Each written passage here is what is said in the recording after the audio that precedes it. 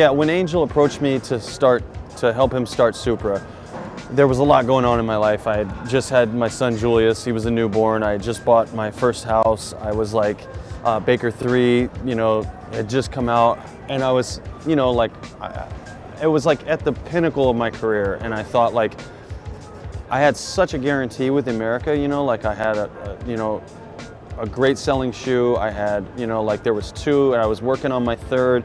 I had and still have a great relationship with them. And it was just like to go out on a limb and start something that's totally new with there being a chance that it doesn't work was like a really difficult decision to make. And I think it was January 1st, 2006 was when the contract started, and it was just like, you know, like it was Supra. It was me and Tom Penny. 6 or 8 months, maybe a year later, Jim Greco joined, and Antoine, you know, joined, and Muska joined, and it was just like, all of a sudden it started to kind of form this like, you know, pretty amazing team. It was really a rad thing to see, and to see it build from absolutely nothing to what it is today, you know, and have a part in that was pretty rad. After the double E Supra shoe, we kind of flipped out a number of colors, and it was like I was skating like the Volk slip-on at the time, and I was kind of, you know, like starting to lean more into like low top slip-on style shoes,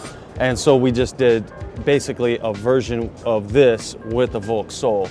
So it was something just kind of really simple to like hold off until this came out. So this is the Diablo Death Wish collaboration shoe. I was working with Josh Brubaker, who was the head designer over there, who actually used to work at Soltech from just after I had left. He had gotten a job at Soltech. So it was cool to, you know, he came on board to Supra.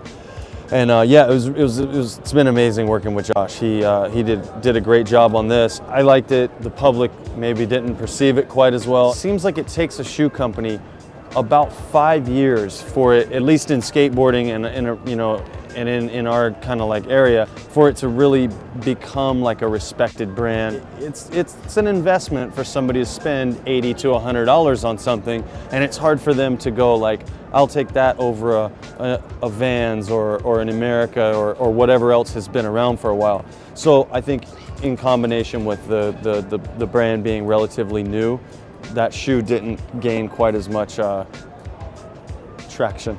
Josh and Joe, they kind of took an athletic design on this one.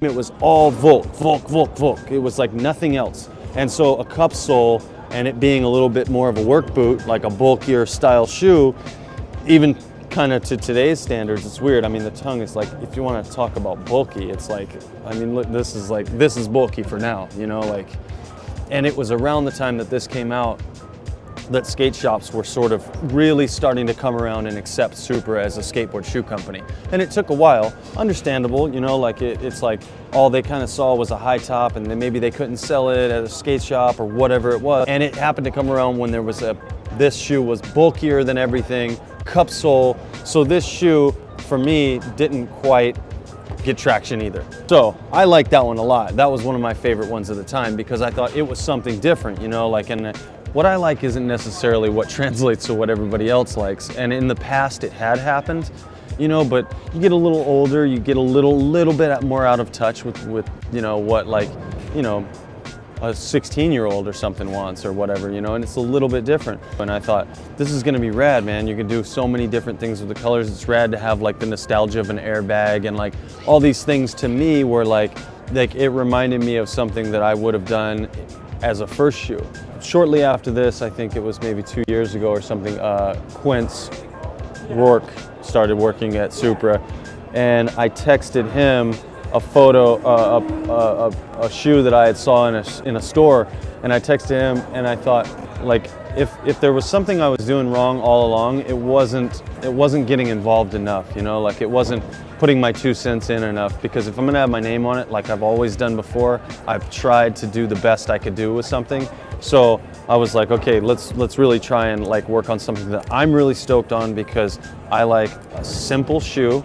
Would have liked to done a slip-on, but at the time that just wasn't feasible. We already had one on Supra, and you just can't do that. So I just, you know, we kind of went back and forth, and it was like, I like that athletic looking side. I like the sole that looks like it's kind of has a sportier look to it, like it's a basketball shoe of sorts, you know?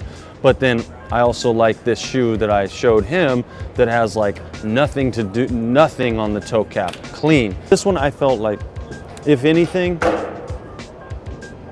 had more of a feeling of designing a first shoe for me than anything in the past since my first shoe.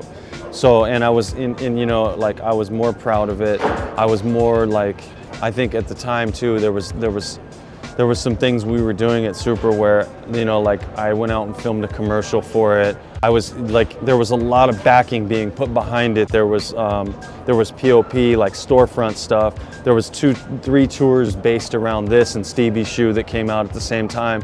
There was just a kind of a new energy that was like dedicated strictly to this, you know, and I put in, you know, as much as I possibly could as well, which like, and that shows too, you know. This one is probably the best-selling Supra that I've had to date. And there's also like more history from my very first shoe where it's like wilder colors, just more shit that, you know, like that kind of is more fitting to me and what I'm into. You know, like it all comes back around full circle, and it's like this has the same feel of a KCK Duff's or that Reebok that I first got the colorway from for my first America. You can look back and go like, I was confident that would do well, but you know what I mean? Like there was always a but in certain things, you know, like, well, I would have kind of liked to done this a little bit differently. I was confident with it. I had high hopes, but, you know, whereas this one, it's like, no, it's exactly what I want. And if it fails, then that means that you know, like, it's like, then I'll be 100% responsible for that.